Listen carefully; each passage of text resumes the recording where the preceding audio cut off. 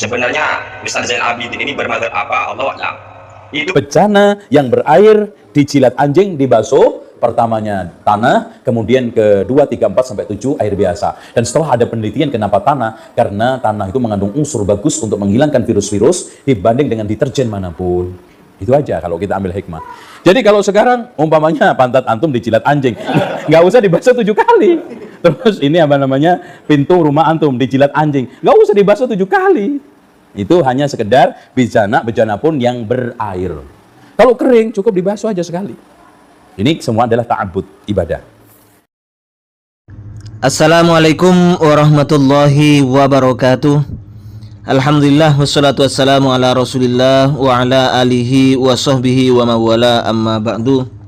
Seluruh warga Nahdien, kaum muslimin dimanapun berada, semoga Allah subhanahu wa ta'ala senantiasa memberikan rahmatnya, taufiknya, hidayahnya, maghfirahnya, memberikan kelancaran rezeki dan kesehatan kepada kita semua, amin Allahumma amin. Kusani Uy ini kayak enggak ada kerjaan, kayak enggak tahu Wahabi saja. Dia masih tanya, mazhab apa sebenarnya yang dianut atau diikuti oleh Pak Zainal Abidin LCMA ini? Wallahu a'lam bishawab. Sudah tahu Wahabi itu tidak bermadhab. Mereka kaidahnya adalah mengikuti Rasulullah atau bukan tidak mengikuti imam, tapi mereka itu akan menyaring, menfilter mana kaul yang paling rojih menurut mereka dari imam-imam itu katanya. Jadi tidak mengikuti salah satu madhab, itu alasan mereka. Jadi jangan ditanya madhabnya, Gus. Seperti yang dijelaskan oleh Ustadz Wahabi juga, Riyad Bajri, jika ulama salaf terjadi perbedaan, maka jangan membuat madhab yang keempat, yang kelima. Jadi ikuti mana yang paling rojih di antara mereka, itu perbedaannya dengan kita, Gus, ya. Lah, ini Gus, ada komentar dari salah seorang jamaah Wahabi yang bernama Black Andi atau Andi Hitam mungkin ini ya, bahwa Ustadz Zainal Abidin itu mengambil pendapat dari mazhab Malikiyah yang menyatakan bahwa badan anjing itu tidak najis kecuali hanya air liurnya saja. Nah, sekarang kita buktikan, benarkah Pak Zainal Abidin ini mengikuti mazhab Malikiyah? Kita dengarkan satu persatu, step by step ceramah dari Pak Zainal Abidin ini. Nanti saya komentari, kita bandingkan dengan ulama Malikiyah. Bencana yang berair, dijilat anjing, dibasuh, pertamanya tanah, kemudian kedua, tiga, empat, sampai tujuh air biasa. Dan setelah ada penelitian kenapa tanah, karena tanah itu mengandung unsur bagus untuk menghilangkan virus-virus dibanding dengan deterjen manapun. Nah, kitab yang ditunjuk oleh teman saya ini namanya kitab Al-Mawsu'ah Al-Fiqhiyah Al-Kuwaitiyah, sebanyak 45 jilid. Kita buka di jilid ke-14. Ini tepatnya di halaman itu, lihat sendiri di atas. Wa khassa al-malikiyatu, ulama Malikiyah mengkhususkan al-ghasla sab'an, untuk membasuh 7 kali, bima idza walagal kalbu fi ina'in fihi ma'un faqat, yaitu bejana atau wadah yang dijilat oleh anjing dan di bejana itu terdapat air. Wala yushtaratu at-tatsribu indahum, tidak disyaratkan memakai debu, tidak disyaratkan mencampurkan debu. Ini menurut Malikiyah.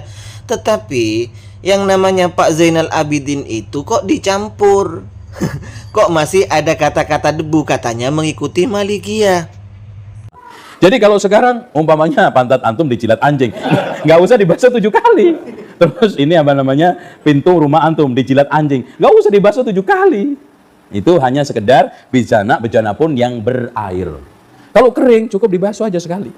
Kalau kering cukup dibasuh aja sekali. Kalau kering cukup dibasuh aja sekali.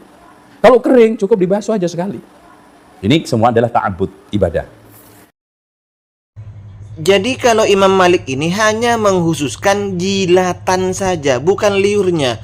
Kenyataannya Wa amma idza adkhalal kalbu rijlahu aw lisanahu bila tahrikin fil ina'i, apabila ada anjing memasukkan kakinya, lisannya tanpa dia menggerak-gerakkan lisan, artinya tanpa menjilatkan lidahnya ke air tersebut, maka tidak ada keharusan apa-apa. Au kanal ina'u farigan, atau bejananya itu kosong, tidak ada airnya, kemudian dijilat oleh anjing bejana yang kosong itu, fala yustahabbu ghasluhu indahum, tidak disunatkan untuk membasuhnya. Tetapi di akhir Pak Zainal Abidin itu malah mensunnahkan, artinya mengharuskan. Yang ini adalah ta'abbud katanya. Jadi intinya, kalau kita memang mengikuti pendapat Malikiyah, ketika kita dijilat oleh anjing maka tidak usah dibasuh apa-apa, bukan dibasuh satu kali sebagaimana penjelasan Pak Zainal Abidin. Atau ketika bejana kita itu yang ada airnya dijilat oleh anjing airnya, maka hanya dibasuh 7 kali. Tidak disyaratkan pakai debu. Bukan debu lebih baik dari deterjen menurut Pak Zainal Abidin itu. Jadi kalau pendapat Black Andi ini nanggung mengikuti pendapat Malikiyah yang mengakui bahwa badannya anjing itu adalah suci kecuali air liurnya. Ini salah. Atau ketika bejana yang berisi air itu dijilat oleh anjing, maka harus dibasuh 7 kali dan salah satunya itu harus pakai debu, karena debu ini lebih baik dari deterjen manapun. Ini juga salah.